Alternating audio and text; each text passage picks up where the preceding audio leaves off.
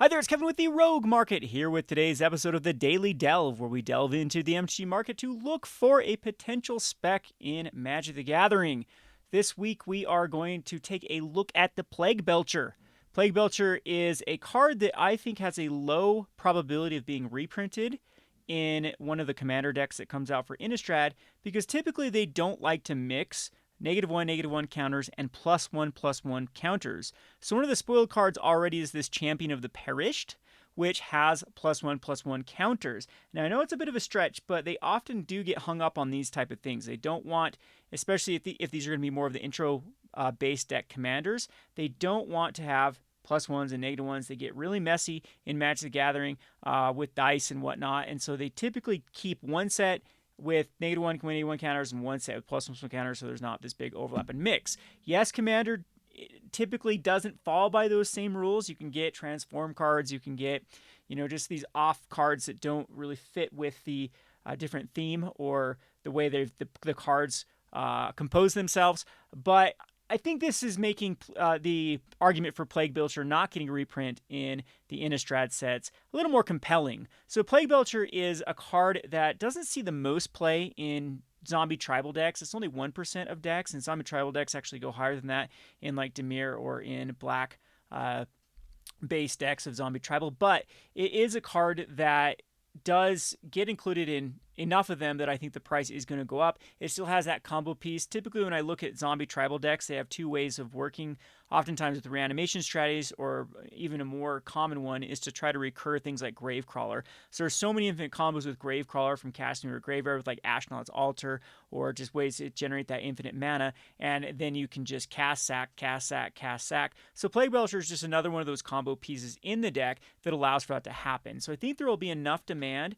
I'm also assuming the Gravecrawler is going to get reprinted, and that's my big call, that the commander deck, the zombie commander deck precon, will have a Gravecrawler. They love to reprint it. It's got up to the point where the price is about $10.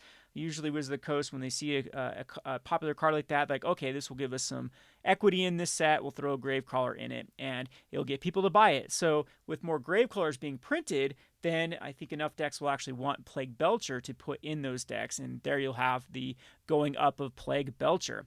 So the price history for Plague Belcher is also pretty neat here.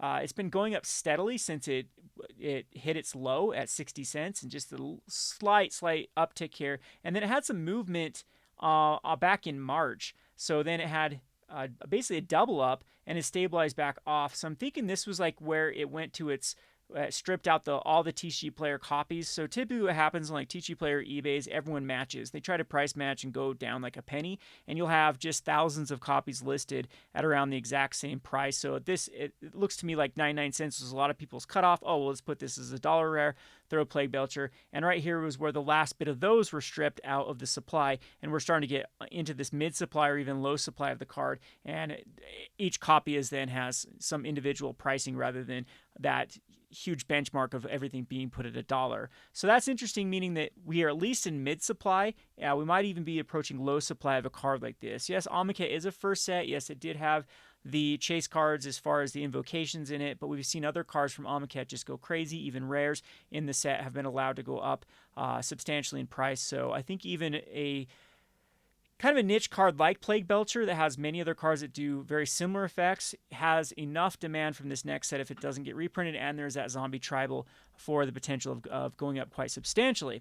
Another thing I do like is the spread between Card Kingdom. So currently Card Kingdom is selling it for $2.29, and they're buying it for $1.05, $1.37. So it's almost there for where you want it with the TCG Player, and they are wanting to buy 89 copies. So typically I do say over 100 is where you really, really want to get bullish on this card, but 89 is still quite a bit of cards that they are willing to buy at this price. So all those factors together, I think that Plague Belcher is a pretty good spec.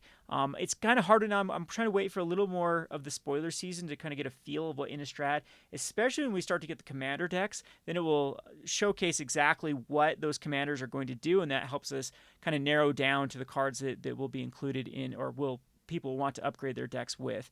So I hope you enjoyed this video. This has been Kevin with the Rogue Market. Check back tomorrow for another Daily Delve. And be sure to like, comment, subscribe. Really helps the algorithm. You guys know the drill. Thanks for watching.